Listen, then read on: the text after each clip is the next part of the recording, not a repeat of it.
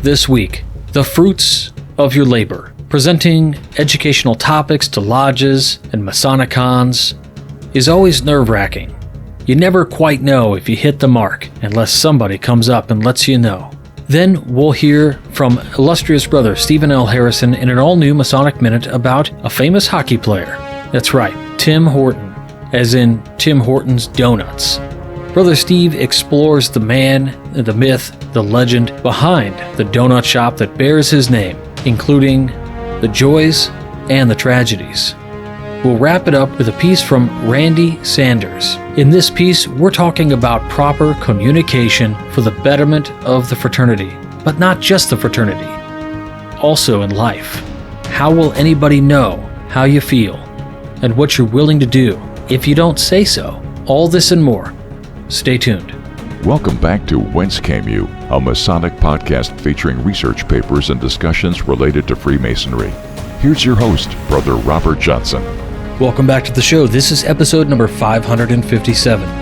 Right away, I want to thank the contributors, fellows, producers, and legacy partners, as always, for your help in producing this podcast.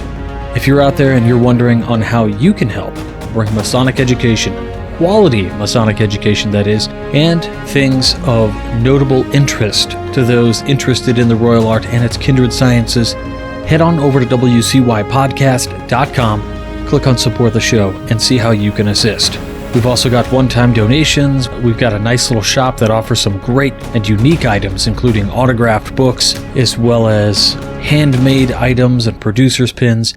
And we've also got a bookstore, which has all of the books that are personally recommended by me, also books by those who've been on the show and recommended by our guests. All of those books are linked through Amazon and part of an affiliate program. So you use Amazon, the service you like, the author gets a sale, and the WCY podcast gets a few pennies back. Now, of course, it doesn't cost you any more than it would normally. It just assists this program. So thanks in advance. This week, we've got a shorter program. I'm taking two of my sons and my daughter on a little road trip, and we've got to leave a little bit early. So, this week, light education, no pun intended. And the first piece that I wanted to get into is called Let There Be Light, and it's by worshipful brother Darin A. Lahners. He says, I had the extreme pleasure of being able to give a presentation at the Grand York Rite sessions for the 3 York Rite bodies in Illinois this past week. Not only was I blessed with the opportunity to chair the Grand Royal Arch Chapter's Education Committee for the coming year, but I was also installed as their Grand Orator. Maybe it's because I have a big mouth. At least that's what I've been telling people. All kidding aside, it was a fantastic time.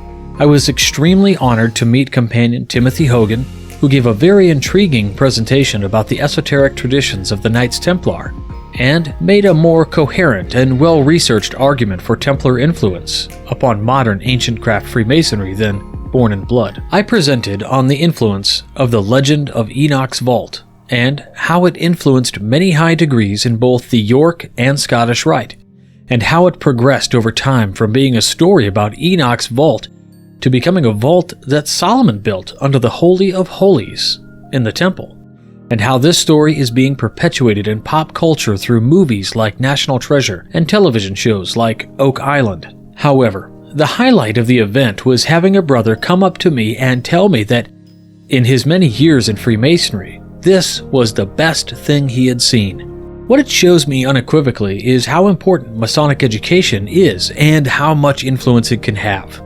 It also shows me in reverse that many craft lodges and independent bodies are not taking the opportunity to present education as part of their meetings. To have many react as they did to my and companion Hogan's presentations was proof in my mind that there is at the core of Freemasonry a thirst for knowledge, and that many men join Freemasonry expecting to learn something either about themselves or their place in the universe, or the nature of the universe, and they walk away empty-handed. Now, is some of this on them? Sure, those that want to learn do. But then again, I think that maybe sometimes there's those of us who have taken up the reins of being Masonic educators, and we have a duty to spread light, to those that haven't had the opportunity to receive it. So when a brother comes up to me and tells me that the educational presentations are the best thing he's ever seen in Freemasonry, well, you thank him for the kind words. Personally, there's nothing better than that for me, to know that something I presented touched another brother so deeply to have him come across the room after the presentations and tell me that. It brings everything into perspective for me. It gives me the fuel to keep forging forward with everything that I do for Masonic education. The accolades that matter are how you are remembered, not the titles, honorary memberships, degrees, etc. My hope is that when I'm long from this world, maybe some brother that isn't even born yet will happen upon my writing and feel like I know what I'm talking about. If I can be an influence like Mackey and Smith have influenced me, then there is in my mind no greater honor. It also tells me that the work must continue. Darin Lahners. Now, I have to totally agree with this. I love when this happens, and it's so darn awkward. I think for a lot of us, we enjoy certainly being able to present to an audience of men and brothers. However, I'm sure many of you listening have had your chance to stand in front of a Masonic lodge and deliver a Masonic educational piece, and somebody has said to you how incredible it was or how much they enjoyed it. And within that, it definitely serves the right part of our egos, in that it allows us a little bit of good feels to know that we're making a difference and we're moving forward and we're going to continue to keep pushing Masonic education, because truly, it's what matters in the craft. For the Craftsman Plus, I'd love to hear about a time where you received some accolades after a presentation you gave. And also, if you've ever had a difficult situation in which somebody came up to you after your presentation and maybe did not enjoy it so much, and how you handled that. Now, Darin did make mention of his program that he presented on, and I talked with him briefly this last weekend after listening to a episode of his podcast that's called Meet, Act, and Part, that he does with some of the other Midnight Freemason contributors like Greg Knott, Todd Creason, and Bill Hosler. Now, in the particular episode I was listening to, I was just intrigued by what he was talking about. I gave him a call and I said, "Hey, Darin, would you mind coming on the program and we can talk a little bit? We'll have a conversation about this topic that you brought up on Enoch's vault, because this is something that I find fascinating." And wouldn't you know, he acquiesced. So we'll have him on the program soon to talk about this, and maybe we'll get to the bottom of it. But one thing's for sure, it'll be really fun. Next up, let's get into this week's Masonic Minute with illustrious brother Stephen L. Harrison. If a Canadian brother ever takes you out for a cup of coffee and a donut, odds are he won't take you to a Starbucks, a Dunkin', a Krispy Kreme, or anywhere other than a Tim Hortons. Founded in 1964, the Tim Hortons chain has become a popular and iconic Canadian establishment which has expanded worldwide with nearly 5,000 restaurants in Canada, the US, the UK, Mexico, and other countries. It even has over 20 restaurants in communist China. In our neighbor to the north, Tim Horton is a household name. But who was he? There are at least two things most people, especially youth who only know Timmy's as a hip place to gather, do not know about Tim Horton. First, he was one of the greatest hockey players ever. Second, he was a Freemason raised in Croy Lodge 676 in Toronto. Born in Cochrane, Ontario on January 12, 1930, Brother Miles Gilbert Tim Horton played in various levels of youth hockey as he steadily grew into a mountain of a man. A young standout, he signed with the Toronto Maple Leafs in 1949, where he played for most of his 22 years. At the time, there were only 6 teams in the National Hockey League. It was more popular in Canada, and there were no big $1 million salaries. His first contract paid $9,000 per season. Not enough to make him rich, yet enough to provide for a comfortable living. Tim married Dolores Lori Michalek, an Ice Capades performer, in 1952. Scouting reports on Horton claimed with his size and strength, he had the potential to become hockey's greatest defenseman. The reports were not wrong, as he skated his way into becoming a member of 4 Stanley Cup teams, an NHL All-Star, and eventually a member of its Hall of Fame. In 2016, the Toronto Maple Leafs retired his number 7 jersey, and the following year he was named as one of the 100 greatest NHL players ever. Horton's ability and strength became legendary in the NHL. Hockey great Bobby Orr has said Tim Horton may have been the league's strongest player ever. Tim's trademark during a fight was to wrap his arms around an opposing player in a crushing hug. One commentator remarked, "You didn't get out of that vice grip until Horton let you out." A player Horton once punched was asked in an interview what it was like to take such a hit from the hockey Superman. "I'd rather he hit me," he said, "than get me in one of his bear hugs."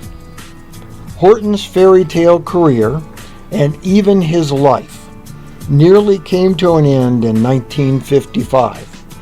In a game near the end of the season, Chicago defenseman Bill Gadsby slammed into him with a blow so hard it sent Tim to the ice, where he sustained a concussion, broken jaw, and broken leg.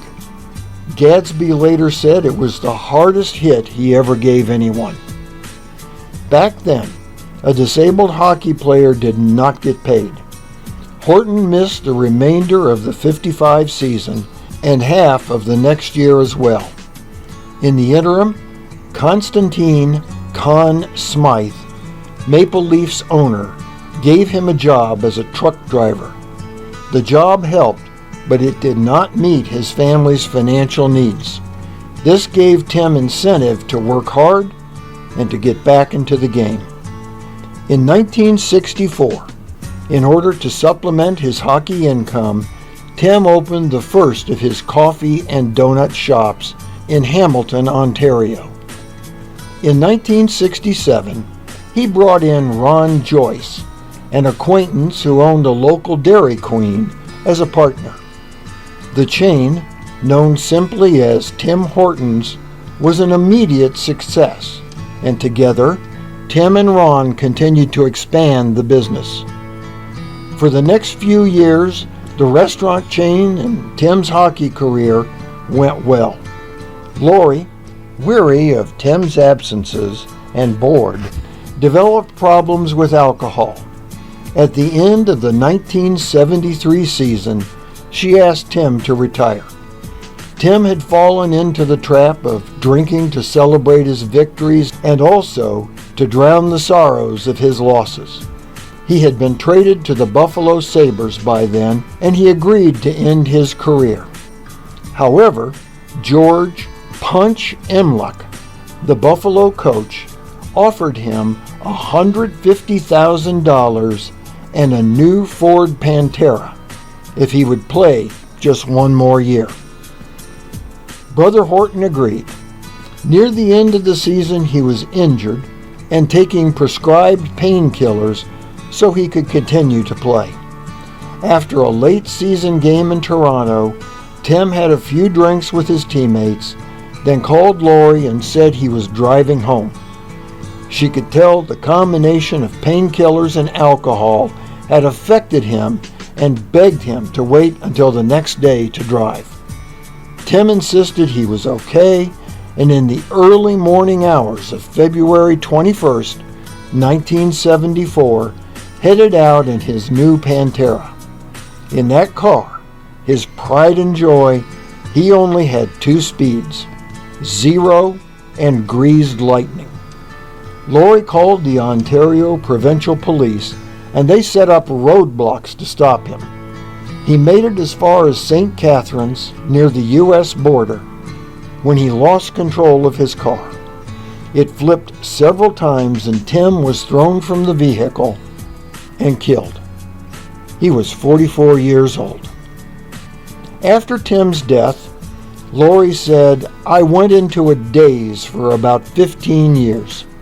She sold her shares in the restaurant and all rights to use Tim's name to Ron Joyce for $1 million. Years later, after she stopped drinking, she realized the sale was a mistake and, in 1993, sued Joyce.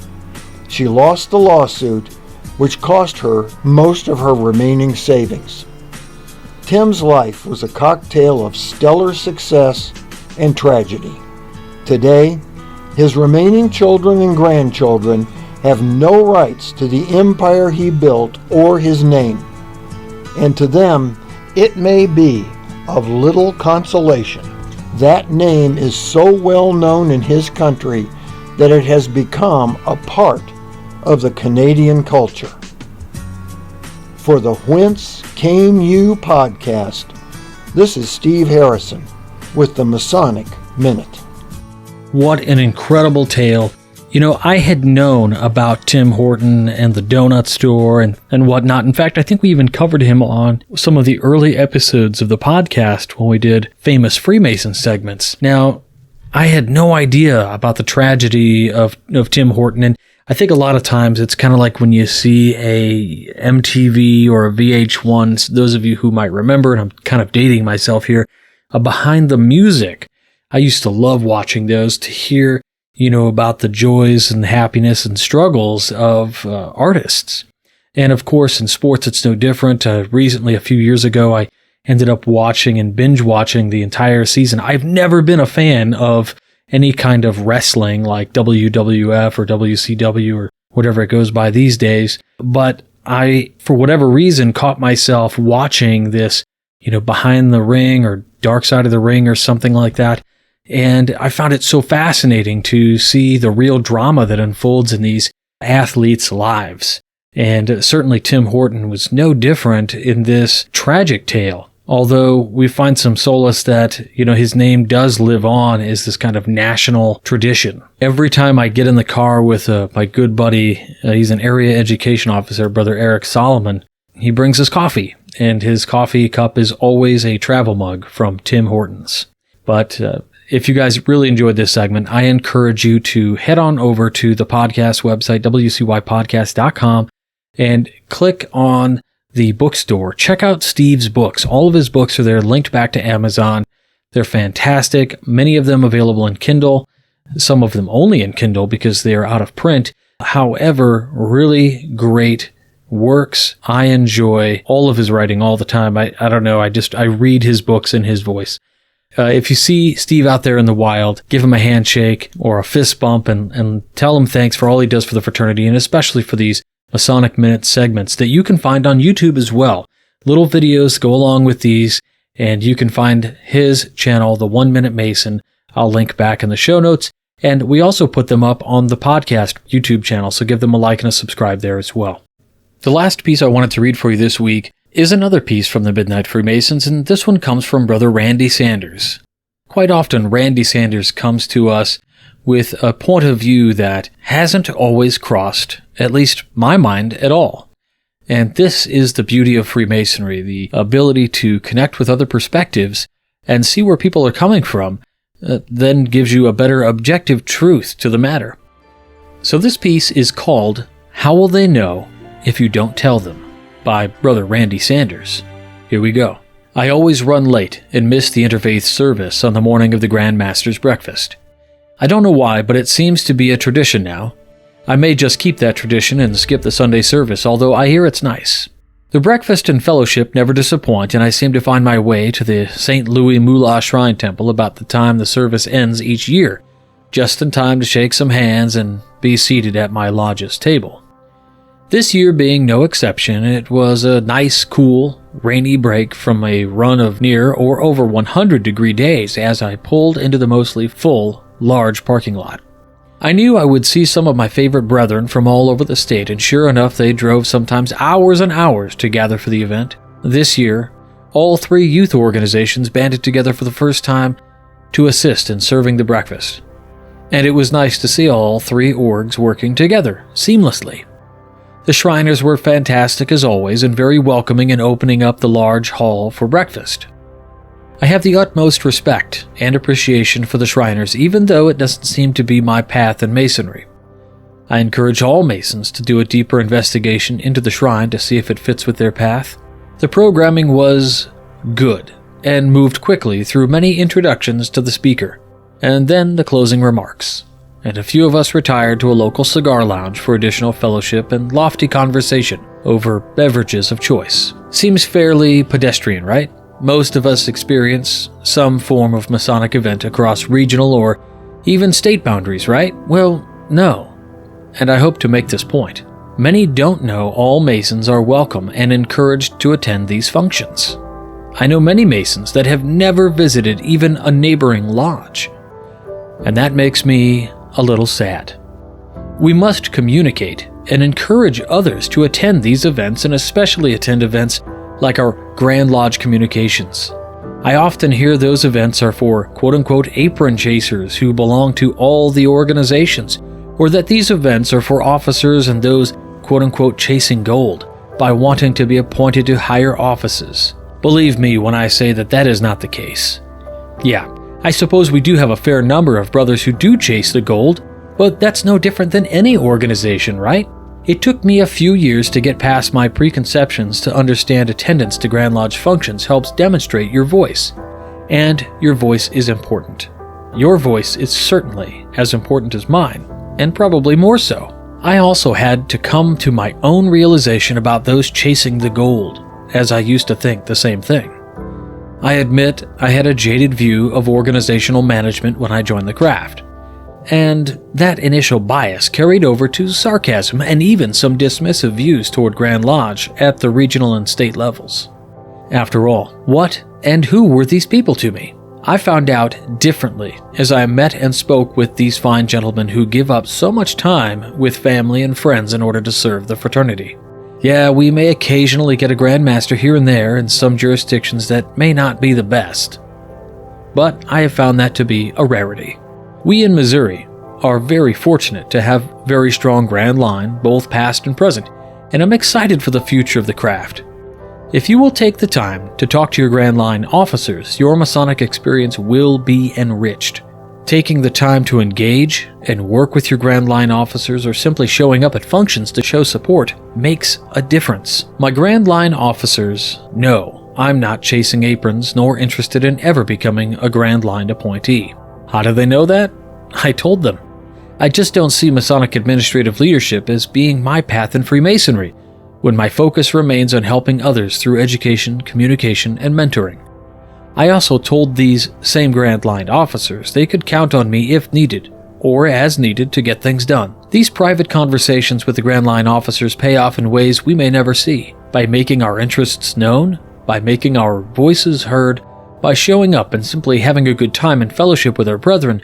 We set many wheels in motion behind the scenes. If you want to serve on a committee or serve in other ways, how will they know if you don't tell them? If you want to support your Grand Lodge but not serve on a committee or by appointment, how will they know if you don't tell them? If you are able to provide brotherly love, relief, and truth in some way to your district, region, or Grand Lodge, how will they know if you don't tell them? Randy Sanders. This is a great piece and really drives home the idea of proper communications. The ability to have good communications across the board with anybody, whether brothers or your wife, your spouse, your husband, whatever that might be. This open communication is so important. And then, of course, sometimes it may be necessary that you talk a little bit about why you feel a certain way before you just let the cat out of the bag. And I think that helps soften the blow sometimes.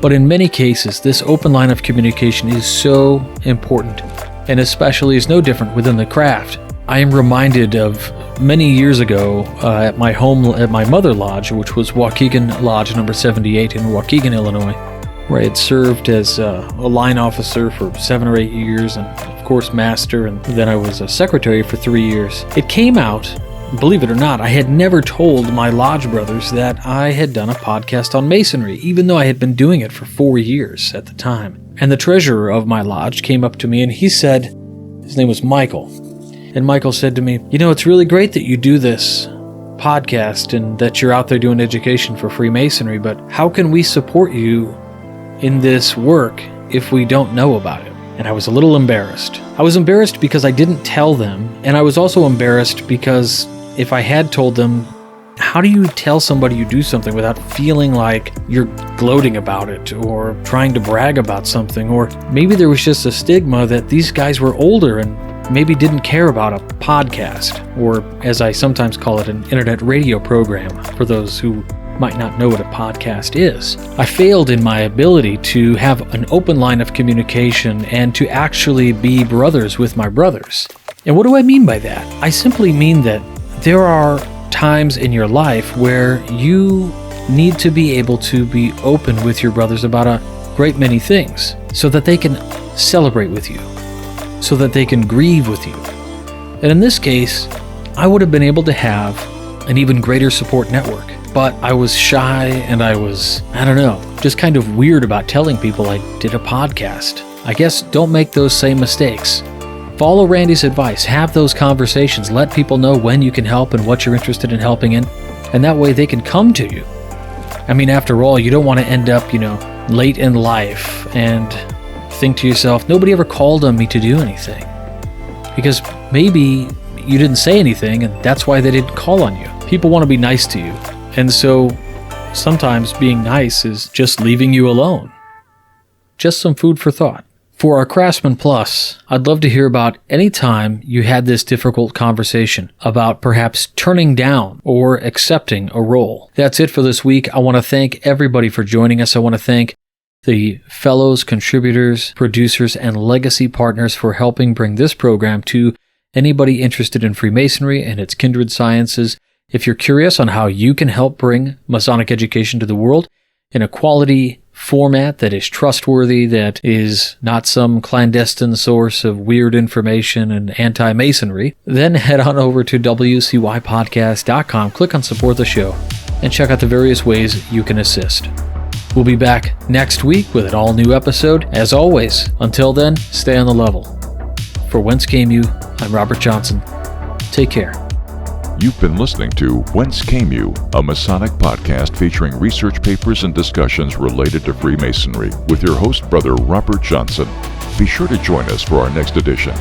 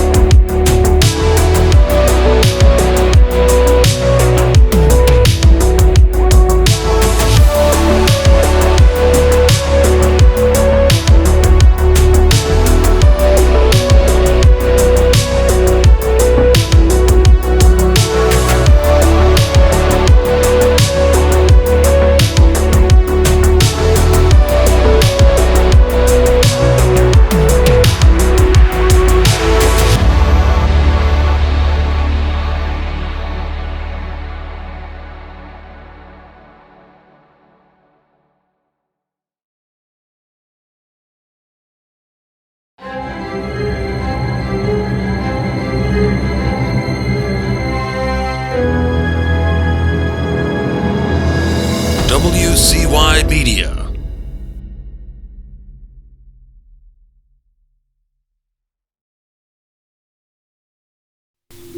That's it. Because you're